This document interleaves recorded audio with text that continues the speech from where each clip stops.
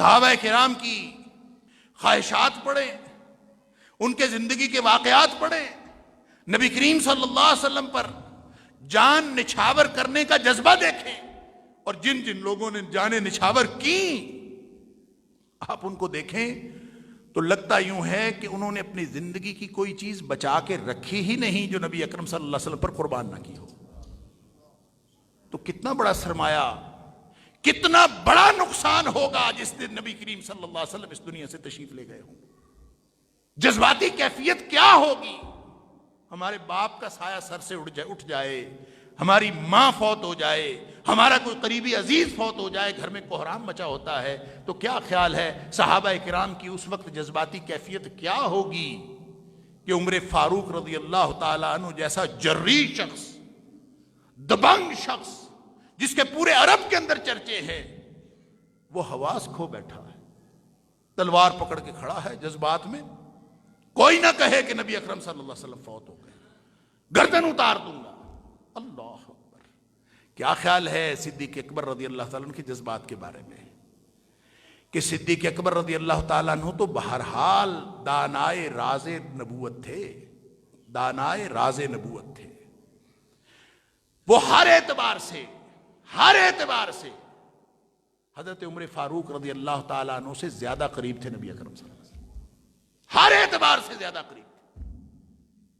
اس کا اقرار خود عمر فاروق رضی اللہ تعالیٰ عنہ جب تبوک کے موقع پر آدھا مال گھر کا لا کے دیا، عمر فاروق رضی اللہ تعالیٰ نے وہ فرماتے ہیں کہ میں اس خیال سے آیا کہ ہر معاملے میں ابو بکر میرے سے آگے بڑھ جاتا ہے، آج تو میں بڑھ ہی جاؤں گا، اس لیے کہ صدیق کے پاس تو اتنا مال ہے ہی نہیں جتنا میں نے لا کے دے دیا، آج تو میں بڑھ جاؤں گا۔ اللہ اکبر! لیکن ہوا کیا کہ ابو بکر گھر کا سارا ہی سامان لے آئے، تھوڑا تھا یا زیادہ تھا، گھر میں چھوڑا ہی کچھ نہیں۔ نبی اکرم صلی اللہ علیہ وسلم، عمر بھی بیٹھا ہے، نبی اکرم صلی اللہ علیہ وسلم پوچھ لیا ما بقیت لأہلک، ابو بکر گھر والوں کے لیے کیا چھوڑ کے آیا؟ فرماتے ہیں ابقیت لہم اللہ ورسولہ، میں ان کے لیے اللہ اور اللہ کا رسول چھوڑ آیا ہوں، گھر سامان سارا لے آیا ہوں، اللہ اور اس کا رسول جانے۔ اللہ اکبر! اللہ اکبر! ہمارے ہاں بڑی عجیب و غریب اصطلاحات رائج ہیں تصوف اور روحانیت کے نام پر۔ آپ ذرا صدیق اکبر رضی اللہ تعالیٰ عنہ کے اس فکرے پہ غور کریں، ابقیت لہم اللہ ورسولہ۔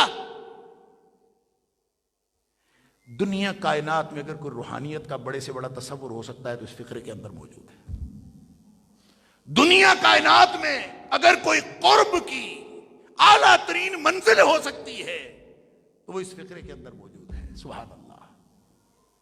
اور قلبی کیفیات کیا ہوں گی، جذباتی کیفیات کیا ہوں گی؟ ابقیت لہ اللہ ورسولہ، میں اللہ اور اس کا رسول صلی اللہ علیہ وسلم گھر چھوڑ آیا ہوں۔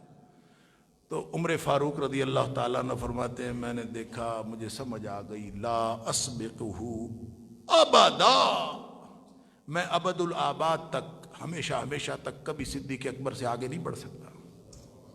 اس فکرے کی گہرائی کو بھی سمجھا، صدیق کے جذبات کو بھی سمجھا، اس وقت کے حالات کو بھی سمجھا، گراؤنڈ ریالٹیز کو بھی دیکھا، صدیق کے عمل کو دیکھا، تو ہاتھ کھڑے کر دیے، لا اسبقہ ابدا، میں اس سے کبھی بھی آگے نہیں بڑھ سکتا۔